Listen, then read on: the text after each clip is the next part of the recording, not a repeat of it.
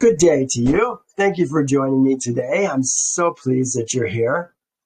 We're going through Numbers 25 today, and also a short portion in Yasher that's going to cover the same material. I think you'll find it interesting.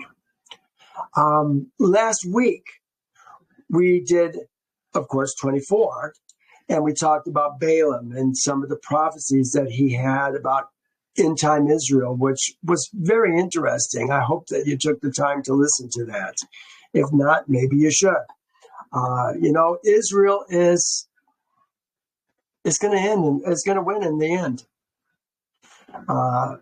Israel's going to be the one who's raised from the dead. Most people, we've got this whole idea we're going to die and we're going to go to heaven and be with the Lord Jesus.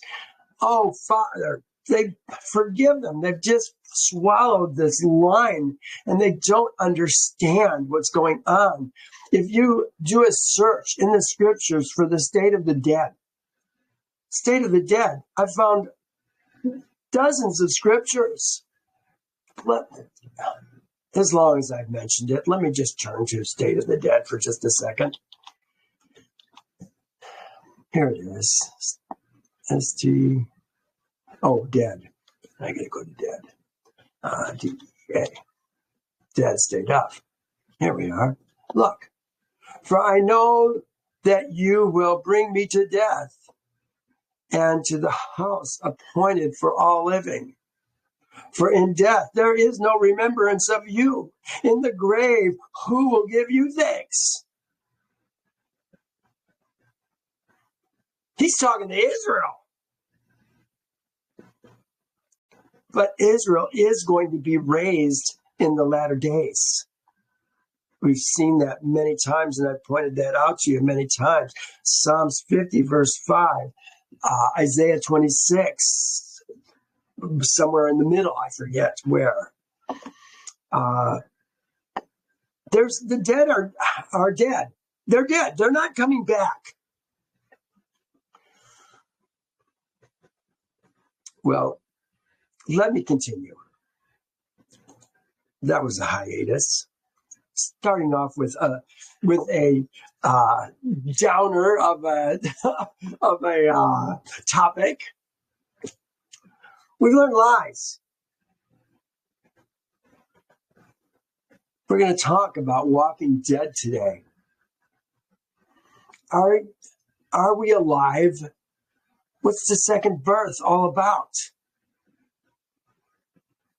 If it's not true life.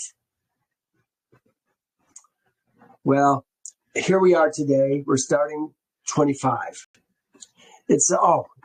I should have opened my map. Let me open my map as long as I'm here.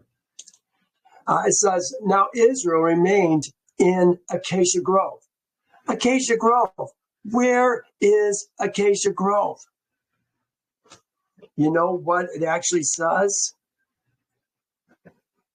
Let me open this. Here it is. It says Abel Shittim. It says Shittim. Shittim. I'll show you. Oh, how come I have two maps open? What's going on here? That's strange. This new computer, I'm still getting used to it. It's got oddities that I haven't been able to resolve yet. It says, now Israel remained in Acacia Grove. They translate this as Acacia Grove. This is the New King James. But look at what it actually says. And Israel abode in Shittim. In Shittim. This is what it says. Shittim. I mean, that you couldn't be more clear. Shittim. Where do they get Acacia Grove? I just showed you where Shittim is on the map. Look, it's right across from Jericho. We're wintering here. We've just had our fights with the two kings on this side of the river. And now we're sitting here for the winter. Are we getting bored? Look what's happening today. And the people began to commit harlotry. It says the people began to whore. That's what we're talking about.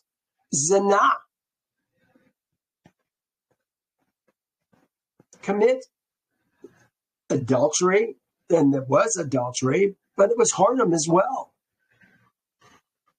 We're going to see they gave not only their daughters, but also their beautiful wives, their beautiful women to us, to entice us.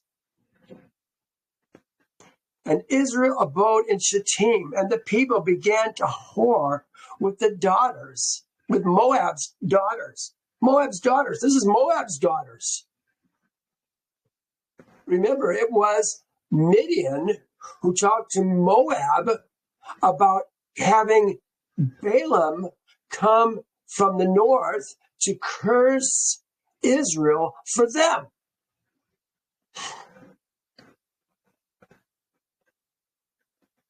He couldn't do it. All he did was bless Israel. But then he left. Look what it said in the very last verse that we looked at last week. Last verse, look at it. So Balaam rose and departed and returned to his place. His place. Balak also went his way. Where was Balaam's place? You might tend to think that it was back in Syria or northern Assyria. But it looks to me like he went to Midian when he left. And we're going to see that in Yasher today. Let me continue. I put where are we here? We're still in the first verse. Oh no, we read the last verse. Let's go back to this verse. Yeah. Okay, but Shittim is where Israel is wintering in preparation for the spring invasion of Canaan. And Israel are men. They're men. Israel are getting complacent in their duties and responsibilities to Yehovah. It's winter. It's cold. They're slacking. It says whore. Look at what it says for whore. It says the Zayin is a pictograph of agricultural cutting implements, such as a mattocks or hoe. The Nun is a picture of seed. We're talking about Israel sowing seed where it doesn't belong. They're not taking these women as wives. These aren't women who are leaving their country to come to Israel and join themselves to Israel like Ruth did. Remember, Boaz said, "Whose woman is this?"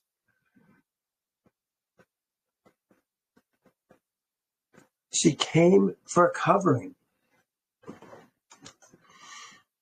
Well, let me continue. 2. They invited the people. Who's the people? Israel. Ha'am. They invited the people to sacrifice. The word is not sacrifice. The word is slaughter. Here it is right here, Zavik. They invited the people to Zavik. Oh, let me do this. To Zavik, to the sacrifices of their gods. That's what they put. Really what it says is they invited the people to their Elohim's slaughter. And worse, the people did eat. And worst of all, the people bowed down to their Elohim, their lawmakers and judges. Do you hear what's happening? They're taking other Elohim instead of Yehovah. Talk about slacking off. I put the people, men. We're talking about men. We're talking about Israel. Israel is men. They're not ladies. The men have ladies. We're beginning to settle in, taking foreign women, eating slaughters to their Elohims, their lawmakers and judges, and bowing down to their Elohim. This is what we have all learned and do, or did.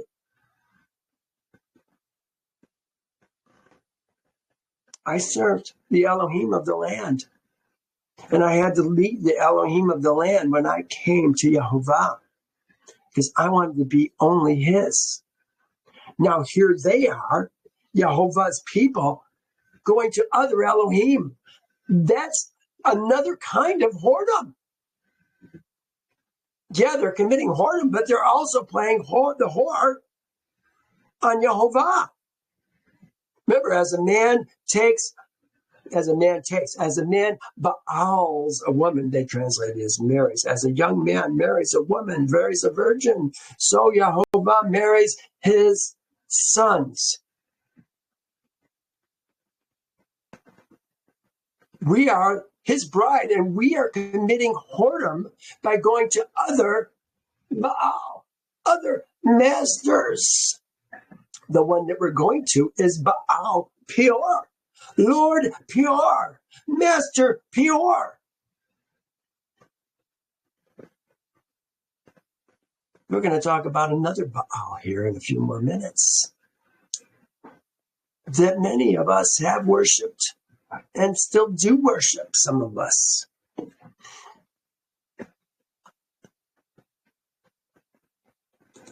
So Israel was joined to Baal Peor. This is Lord Peor. It doesn't say Baal Peor, it says Lord Peor. Here it is. Here's the two right here. The Lamed. I can't get it. Let's take it all. Right there's the Lamed. That says Baal. And then it says Peor. Unto Lord Peor. I put, worse yet. What do? They sacrificed, they ate slaughters to their Elohim and bowed down to their Elohim. Worse yet, they joined to Baal Peor. And the anger of Yehovah was aroused against Israel.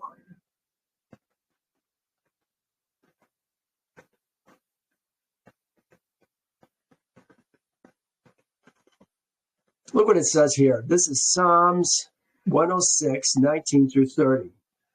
I summarized it with one verse. They joined themselves to Baal Peor and ate slaughters made to the dead. To the dead. Made to the dead.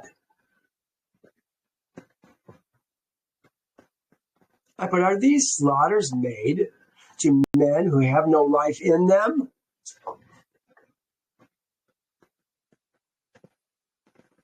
Most of us can't even contemplate that there are walking dead in the earth. People who haven't had the born-again experience of Passover. Talking about circumcising yourselves and partaking in the Passover lamb and becoming Ezra men. They're still Adam, walking dead in the earth.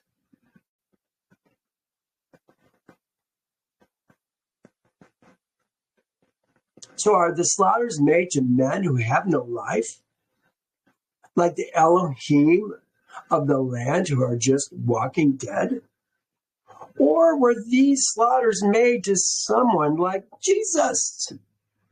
Were they celebrating Christmas dinner with the people of Moab? See, these are the kinds of things that we have to ask. They went for the the Christmas ham, the Christmas turkey, the Easter ham. This is wintertime right now, so it makes sense that they were probably doing something like a Christmas dinner. Eating slaughters made to their Elohim.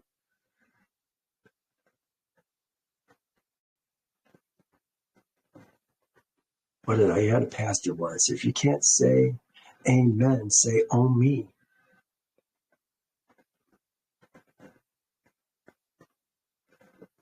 Well, let's look at this Psalms 106:19. It talks about this particular incident, which I think is interesting.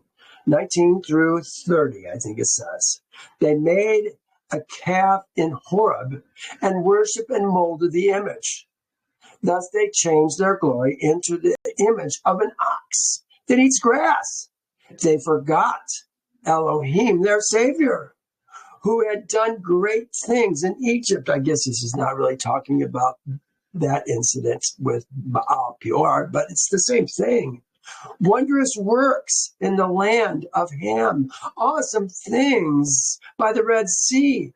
Therefore he said that he would destroy them. Had not Moses, his chosen one, stood before him in the breach to turn away his wrath, lest he destroy them. They worshiped the golden calf. Remember, I called Jesus the modern day golden calf. And he was getting ready to destroy them. Watch for the similarities in the portion that we're covering today.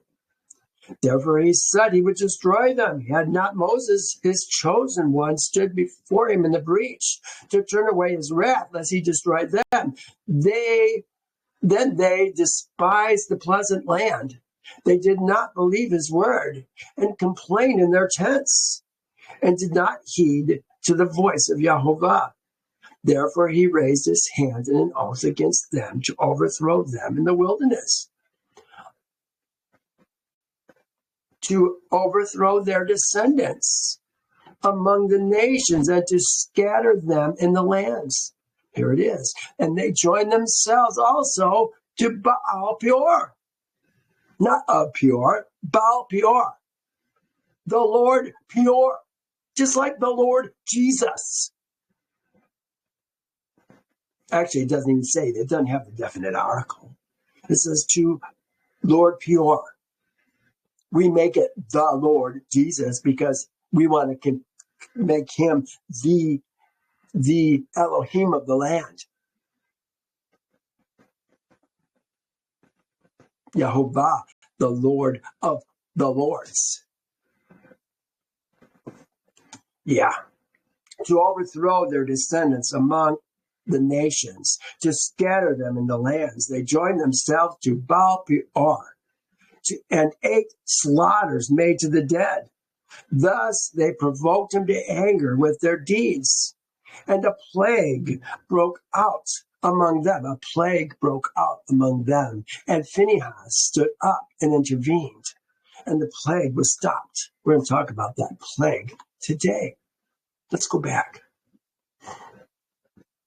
Isn't it interesting, though, that we're comparing the golden calf with Lord Peor?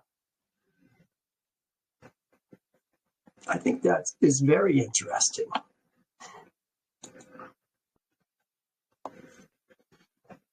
Verse, did we finish this one? I think we did finish this. Yes, we did. 25:4. Then Yehovah said to Moses, take all the leaders of the people and hang the offenders. All the leaders of the people and hang the offenders. Take the leaders and hang the leaders. No. Here's what it actually says. Then Yehovah said to Moses, take all the people's heads and sever them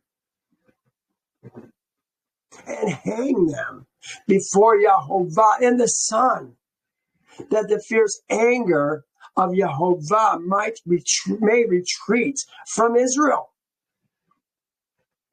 Big difference. The leaders are not being hung. The offenders are the ones who are being hung. The word they use here is rosh. Here's rosh, a masculine noun meaning head. It can mean chief and leader. But we're talking about severing something. Now look at the next verse, because that gives us much more information. So let me finish this.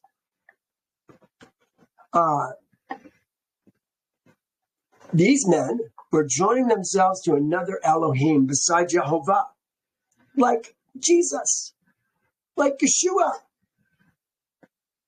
This is what we do to other Israelites who try to lead us away from Yehovah. This is Deuteronomy 13. I think I should read that. Let me put a hot link on there and see if we can go there. 1-5.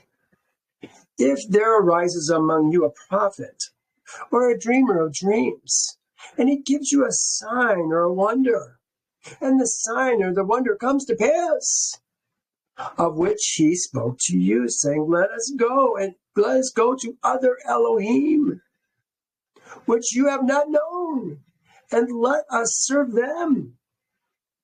Thou shalt not listen to the words of the prophet or that dreamer of dreams, for Yehovah, your Elohim, is testing you to know whether you love Yehovah, your Elohim, with all your heart and with all your soul. You shall walk after Yehovah, your Elohim, and fear him, and keep his commandments, and obey his voice. You shall serve him and hold fast. But the prophet or the dreamer of dreams shall be put to death, because he has spoken in order to turn you away from Yehovah, your Elohim, who brought you out of the land of Egypt, to redeem you from the house of bondage, and entice thee from the way in which Yehovah thy Elohim commanded thee to walk. So thou shalt put away the evil from thy midst. We were to kill him. That's what we're doing to these men who are going and serving other Elohim and joining themselves to him. Does it sound familiar? It should. Look, just so you know that I'm not making this up, I can read. I see what it says in the Hebrew. Jehovah, Darby, the ERRB. What is the ERRB? I don't even remember anymore. Here, let me just read it. It says, then Yehovah said unto Moses, this is Geneva Bible, so the spelling is strange. Take all the heads of the people and hang them up before Yehovah against your son, that the indignation of Yehovah's wrath may be turned from Israel. Here's Darby. And Yehovah said to Moses, take all the heads of the people and hang them up to Yehovah before the sun, that the fierce anger of Yehovah may be turned away from Israel.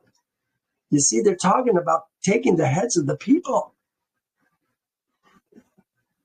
Wow, there's an image. Can you imagine these people, these heads on poles? Talk about a warning to the people. Oh my. So Moses said to, look at it says, the judges of Israel. Who are the judges of Israel? Moses said to the judges of Israel. I think I even got it. Let me see if I translate it. No, I didn't. Every one of you kill his men who were joined to Baal Peor. No of, just Lord Peor. Peor.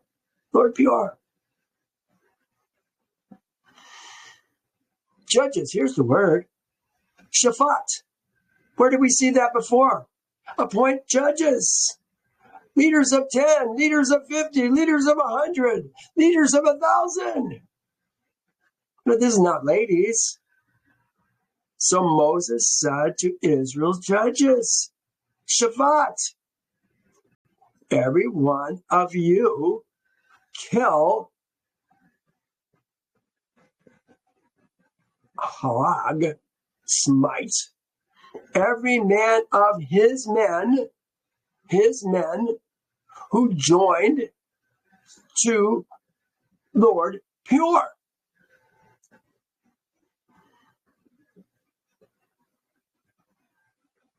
Pretty severe. And indeed, one of Israel's seed came and presented to his brethren a Midianite woman. Midianites? I thought we were talking about Moab. Midian's doing it too.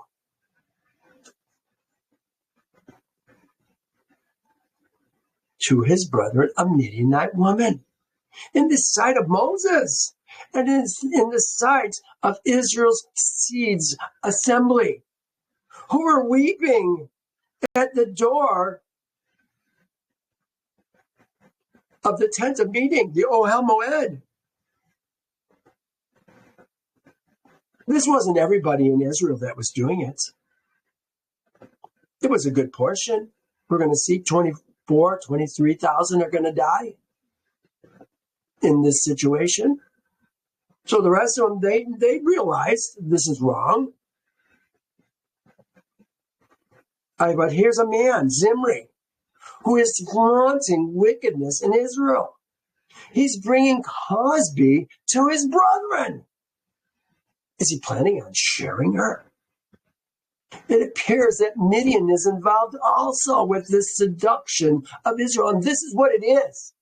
It's a seduction of Israel. I put, according to Yasher, Balaam, son of Peor. Peor, it's a B. It's the son of Peor. Come on. Went to Midian. Look at it. And when Balak saw, this is the last verse that we read when we were in the Yasher last. We're going to read 51 through 63 today. And when Balak saw that Balaam would not accede to his wish, he rose up and went home. And Balaam also returned to his land, and he went from there to Midian. It was Balaam who taught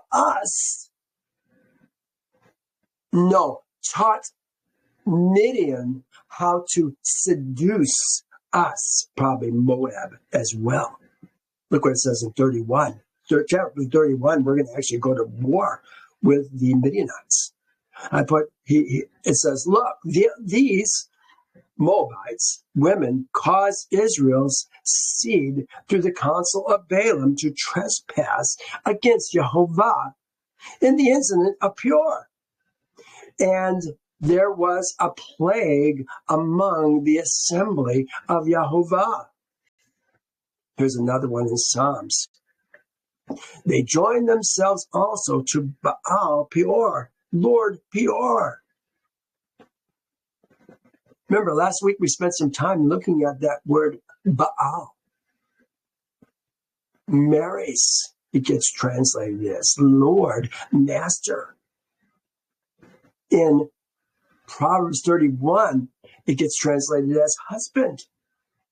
Her Baal is greatly pleased with her. They joined themselves to Lord Peor, and 8 slaughters made to the dead. I said, was Peor a dead El, like Jesus is? Or a man with no life in him? I don't think he was a living person. I think this was a man like Jesus, like some of the other Elohims of other lands who were born of a virgin, who walked on water, raised dead, born at Christmas, just like the one that the Catholic Church gave us to turn us away from Yehovah. They probably said, God bless this food in Peor's name. They probably did. It says, now Phinehas, son Ben Eleazar, Ben Aaron, the priest, saw it. He rose from among the assembly and took a javelin in his hand. And he went after the man of Israel in the tent and thrust both of them through. Went after the man of Israel in the tent and thrust both them through, the man of Israel and the woman through her body. So the plague was stopped among Israel's seed. Were they lying together when they were killed? That's what it sounds like. You know, for some reason, I cannot write a note on this verse. My eSword just will not do it. I had to go to a topic note and do Phinehas, and I had to do it here. PH. Got to spell it right. PH. Phinehas, here he is. Eleazar, Aaron's son, took for himself one of the daughters of Putiel as wife, and she bore him Phinehas. This is where Phinehas came from. These are the heads of the father's house of the Levites according to their families. Phinehas must have been a priest for 10 years. Remember, you don't become a priest until you're 20. Here, I pulled it up just for us. Then Yehovah spoke to Moses and Aaron, saying, take a census of the sons of Kohath from among Levi's seed, by their families, by their father's house, from 30 years old and above. 30 years old.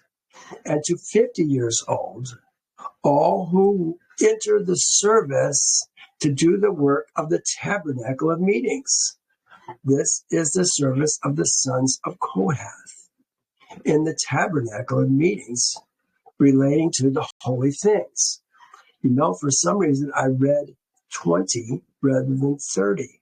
That's going to throw my numbers off a bit. How old was Phinehas? They're taking these census, and I don't think that he was included in this census. So I'm guessing he was, I guess it does work. They were in the wilderness for 40 years old. So I'm guessing that Phinehas is probably 30 right now, or somewhere very close to that. Here is several verses. Numbers 25, that's what we're on right now. 31, we're going to get to in a few more weeks. Here is 22, Joshua 22. You know what? I'm not going to spend time on this. We're talking about Phinehas. I think we know enough about Phinehas at this point. I'm guessing, I put Phinehas must have been a priest for 10 years. I think he was a fairly new priest, actually. He must have been let's say a new priest, because I think he was about 30 years old right now.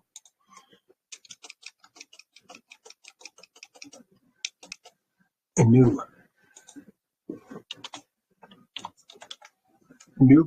and very zealous priest, wouldn't you say? All right. And he went after the man of Israel. Let's go back to our notes.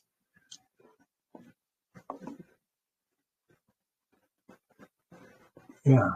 And he went after the man of Israel into the tent and thrust both of them through, and the man of Israel and the woman through her body. It says, so the plague was stopped from among Israel's seed. This is what we're reading. Several places, plague. Why does it say plague? Yehovah told the Shaphat, the judges, to strike. The men of Israel joined themselves to Baal, Peor, sever their heads, and put them on a pole. We won't see that until we get to 31.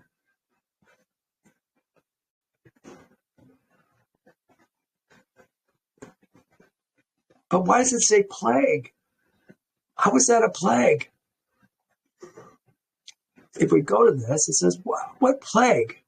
When did it start? Maybe we're talking about the killing of the men who joined themselves to Baal Peor. I'm going back to I'm going to 13 or 31 again. Look, these Moabite women caused Israel's seed through the counsel of Balaam, there it is, through the counsel of Balaam, to trespass against Yehovah in the incident of Peor. And there was a plague, there it is again, a plague among the assembly of Yehovah.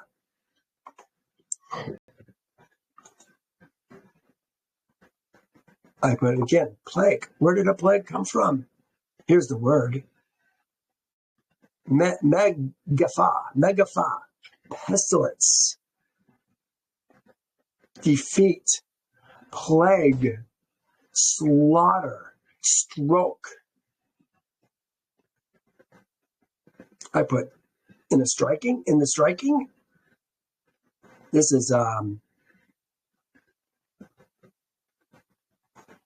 is ancient Hebrew lexicon of the Bible.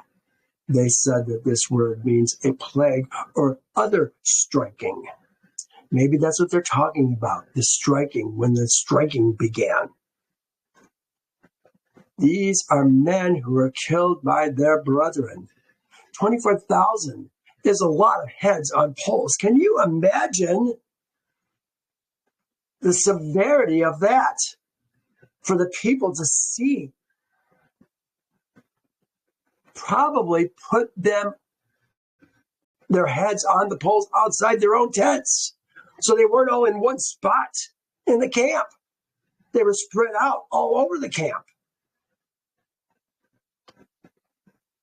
Boy, there's a warning there, isn't it? Then Yehovah spoke to Moses, saying, Phinehas, Ben Eleazar, Ben Aaron, the priest has turned back my wrath from Israel's seed, because he was zealous with my zeal among them, so that I did not consume Israel's seed in my zeal. He was going to kill them all. But Phinehas saved him. Here's one man, perhaps saved the nation by his actions, his righteous actions. You tend to think, oh my gosh, he killed somebody. Yeah, he killed somebody who was sinning before Yehovah. Somebody who was encouraging other men to do the same. Therefore say, behold, I give him my covenant of peace. My covenant of peace. I wish I knew more about that. And it shall be to him and his descendant, his seed, after him, a covenant of an everlasting priesthood, because he was zealous for his Elohim and made a covering. They translate this word always, this is kafar. They always want to translate it as atonement, made a covering for Israel's seed. Phinehas covered Israel's seed. It looks to me like Phinehas' zealousness is what made a covering for Israel's seed. One man made a difference for the whole nation. Isn't that interesting?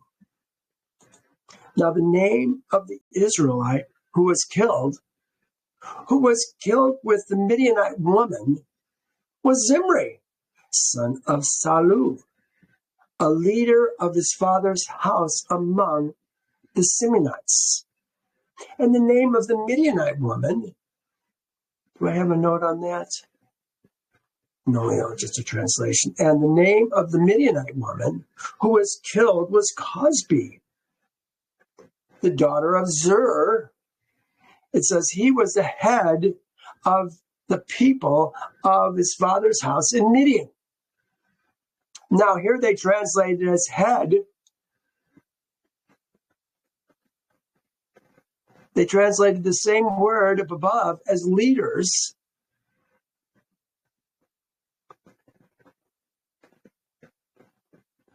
He was the head. He was the king. He was a king of the people of his father's house. Let me read it to you. This is, I put head, a head of the people of Yehovah, because it's the same word Rosh. But we find out he's a king. They killed the kings of Midian with the rest of those who were killed. Evi, Rechem, Zur. Their Zur Cosbi was the daughter of Zur. It says at the top of this column. Her, Reba, the kings of Midian. And Balaam, the son of Peor, they killed with the sword. And Israel's seed took Midian's woman captive and their little ones, and took the spoil of their cattle, all their flocks, and all their goods. They took the women and the children. We're going to find out in chapter 31, I believe it was 31, that we actually killed all the women who had been with a man and all the male children. We kept the virgins and the daughters alive for us to grow Israel's seed. Oh. Yehovah's ways are not our ways, are they? Here Yasher says this. And Moses did so, and Israel's seed chose from among them 12,000 men, being 1,000 to a tribe. And they warred, and they went, what did I put? And they warred. Israel's seed warred against them, and maybe that's supposed to be and. That would make sense. And Israel's seed warred against Midian, and they slew every male, also the 5 princes of Midian. Zor, her dad, being one of them. And Balaam, the son of Peor, Balaam ben Peor, did they slay with the sword.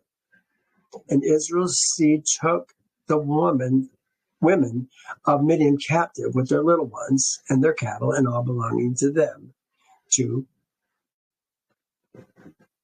Midian, belonged to them, to Midian.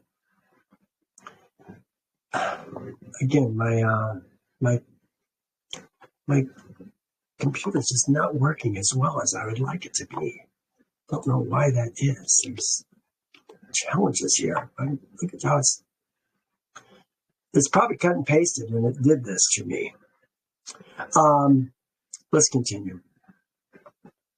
Then Yehovah spoke to Moses, saying, harass the Midianites and attack them. Harass, vex the Midianites and strike them. And Moses did so, and Israel's seed chose from among them 12. I did this in 5 Kings, same verse we just had. And they harassed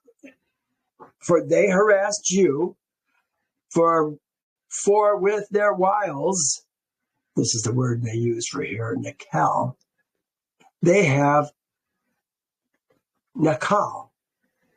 With their wiles, they have beguiled you in the cause of Peor and the matter of Cosbi, the daughter of a king of Midian, the daughter of a king of Midian, he's one of 4 or 5 or 6 kings, their Midian's sister, who was slain in the striking for the cause of Peor, which came on you.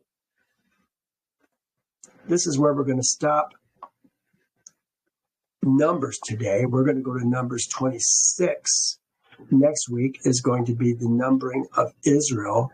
I think they numbered them before they actually went to war. But we're going to see a numbering in Israel. Maybe they waited until after the slaughter to number the men. Why count the men that are going to be dead? But I want us to turn to Yasher, and I want to just go through these few verses in Yasher to compare some of the things that we saw today. Here it is.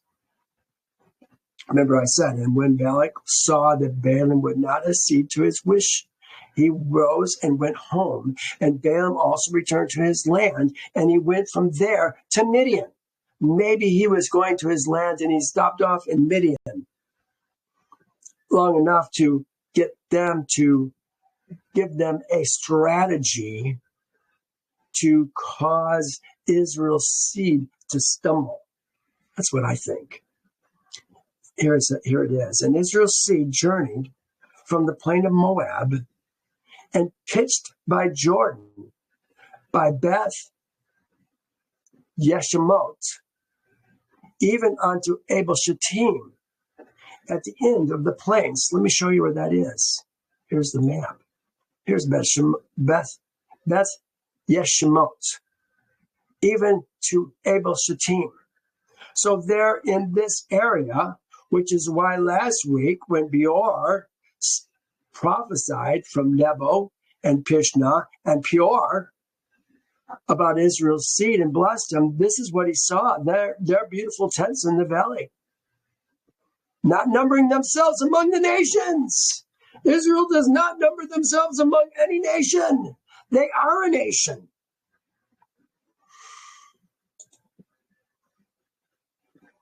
Even unto Abel Shittim, at the end of the plains of Moab. And when Israel's seed abode in the plain of Shittim, they began to commit whoredom with the daughters of Moab. And Israel's seed approached Moab, and Moab's seed pitched their tents opposite to the camp of Israel's seed. How bold are they to pitch their camps so near to our camps? And Moab's seed were afraid of Israel's seed. And Moab's seed took all their daughters, look what it says, and their women, their wives, of beautiful aspect and comely appearance, and dressed them in gold and silver and costly garments. And Moab's seed seated those women at the door of their tent in order that Israel's seed might see them and turn to them and not fight against Moab. And all Moab's seed did these things to Israel's seed, and every man placed his wife and daughter at the door of his tent. And all Israel's seed saw the acts of Moab's seed. And Israel's seed turned to the daughters of Moab and coveted them.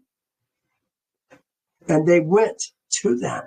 They went to them. And it came to pass, when a Hebrew came to the door of the tent of Moab, to Moab's tent, and saw a daughter of Moab, and desired her in his heart, and spoke with her at the door, at the tent's door, that which he desired, whilst they were speaking together, the men of the tent would come out and speak to the Hebrew like unto these words. This is what they would say. Surely you know that we are brethren, and they were. We are all the descendants of Lot. Now it says, and the descendants of Abraham, his brother. Lot was not Abraham's brother. Lot was Abraham's cousin. Abraham's father and Lot's father were brothers. Wherefore then will you not remain with us? And wherefore will you not eat our bread and our slaughters? They translate slaughter as sacrifice all the time. Wayne, I'm so glad you're here. My heart just raised. Bread. Now Israel remained at the acacia grove, and the people began to commit harlotry with the people of Moab. This is what we just read. And they invited the people to the slaughters of their Elohim, and the people bowed down to their Elohim. Here's slaughters. This is meat slaughtered to other Elohim, other lawmakers and judges. You know, the meat that we eat from the stores, where and whom is that meat slaughtered to?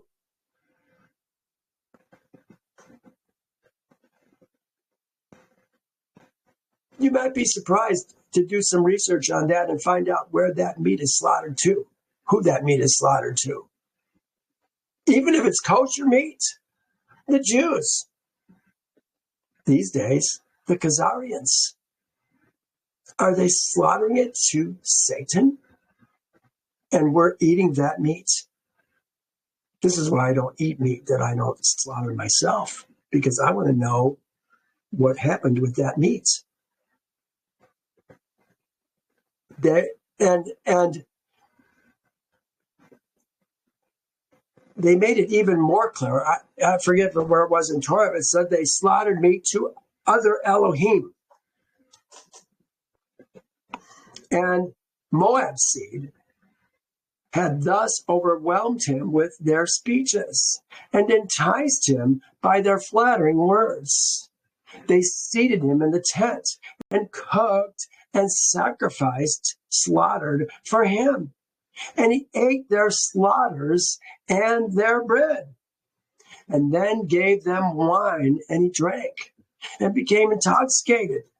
And they placed before him a beautiful damsel, and he did with her as he liked, for he knew not what he was doing, as he had drunk plentifully of wine.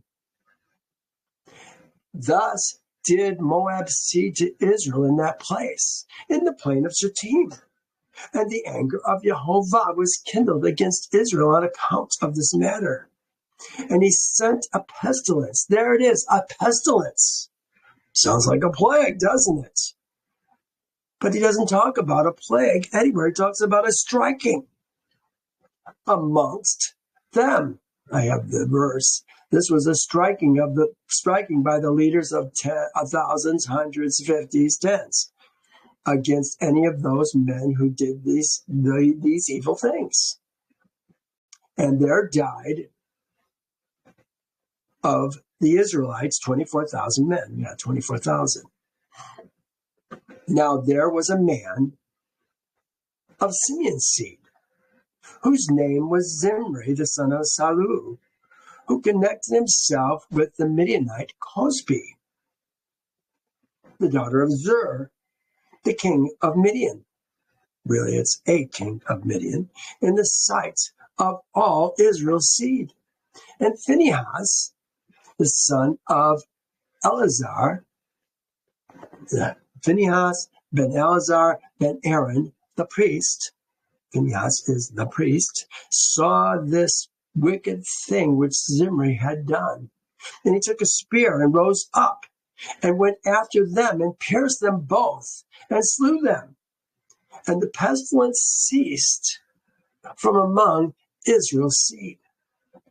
Well, this is where we're going to stop today. We aren't going to be back here until we finish 31 of Numbers. So it'll be several weeks, 4 or 5 weeks before we get back to this portion in Yasher. Well, hey, thank you for joining me today. Please remember to like this. Hopefully you did like this. I know I say things that are strange to your ears. Please do the research. Go to the places that I'm directing you to. Think deeply about these things. We have learned lies. Our fathers have taught us lies, worthless and unprofitable things. I'm your friend. I want to see you become the living of the earth, not the walking dead of the earth. And when you become a living man, having joined yourself to Yehovah's people by covenant and become an Nazarah, your woman becomes a living woman of the earth. I want the best for you. I want the best for your family. Well, I'm going to stop here. We'll see you next time. Yehovah bless you. Bye now.